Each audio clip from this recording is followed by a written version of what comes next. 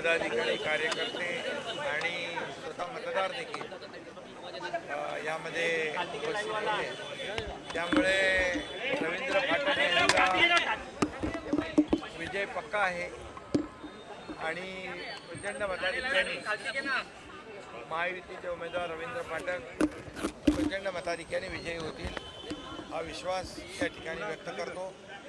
कारण आपण पाहिलं तर या मतदारसंघामध्ये महायुतीचं प्राबल्य आहे, महायुतीचं मेजॉरिटी आहे आणि त्यामुळे ही निवडणूक जी आहे ही महायुती प्रचंड मताधिक्याने जिंकेल।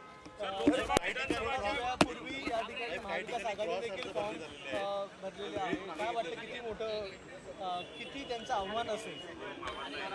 लोकशाहीमध्ये प्रत्येकाला निवडणूक लढवण्याचा अधिकार आहे, त्याप्रमाणे प्रत्येक पक्ष या ठिकाणी आम्ही महायुतीने जशी निवडणूक लढवतोय तसे महाविकास आघाडीचे उमेदवार त्यांनी फॉर्म भरला असेल।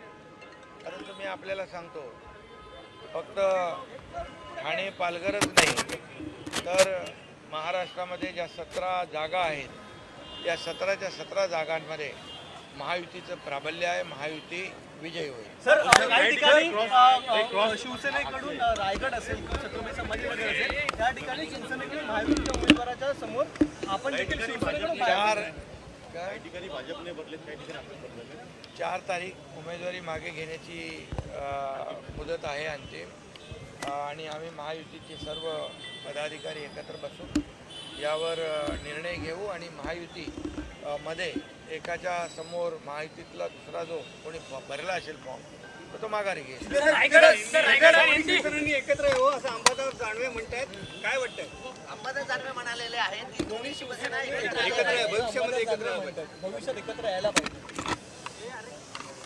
आम्ही बाळासाहेबांचा विचार, हिंदुत्वाचा विचार घेऊन पुढे चाललेलो आहे आणि महाराष्ट्रातल्या सर्वसामान्य माणसाच्या मनातलं सरकार देखील आम्ही स्थापन केलं, एकदा केलं, दोनदा केलं आणि या स्थानिक स्वराज्य संस्थांमध्ये देखील या महाराष्ट्रातल्या जनतेने शिवसेनेला, धनुष्यबाणाला, बाळासाहेब आनंदगे साहेबांच्या विचाराला आणि आमच्या सर्वसामान्य कार्यकर्त्यांच्या मेहनतीला आशीर्वाद दिलेले आहेत।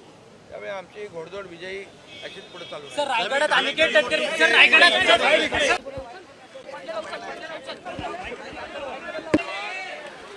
रविंद्र फाटक इन्होंने अपना पर्ची दाखिल किया है, उम्मीदवारी अर्ज दाखिल किया है। मैं आपको बताना चाहता हूं कि ठाणे पालघर में महायुति का बहुमत है, मेजॉरिटी है और महायुति प्रचंड बहुमत से रविंद्र फाटक को जिताएगी। मैं ये भी कहूँगा कि महाराष्ट्र के अंदर सभी जगह पर महायुति के उम्मीदवार चुनाव लड़ रहे हैं और ये महायुति के सभी कैंडिडेट उम्मीदवार भारी मतों से जीतेंगे क्योंकि भारी बहुमत हमारे पास है।